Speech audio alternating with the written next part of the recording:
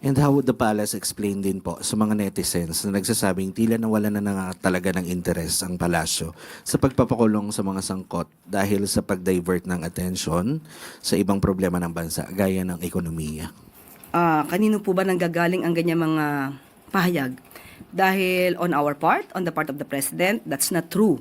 Hindi po nawawalan ng interes ang Pangulo sa pagpapanagot kung sino man ang dapat na managot.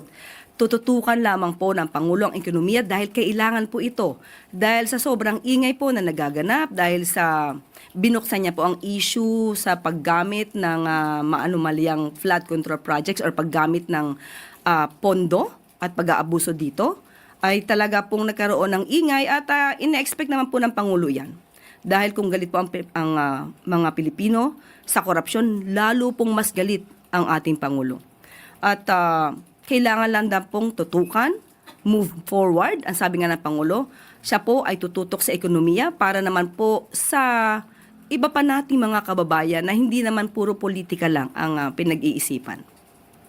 Okay, Ma'am, other matters, Ma'am. Hingin lang po namin yung reaction ng palasyo kasi may mga reports, newsroom reports na rumors pala, sorry, na may colon cancer daw ang Pangulo at ito pa'y lalong nag-proliferate nung nilabas ni Harry Roque na may colostomy si PBBM.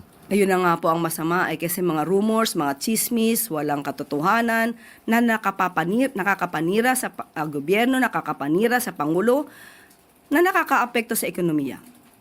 Kung manggagaling lamang po din kay Harry Roque na isang masasabi na natin isang fake news peddler, nakita naman po natin ang video, yung kabuuan kung saan itinaas pa po mismo ng Pangulo ang kanyang mga kamay habang siya'y kumakaway sa ating mga kababayan at kitang-kita po na ang sinasabing larawan o ipinakitang larawan ni Harry Roque ay pawang kasinungalingan lamang.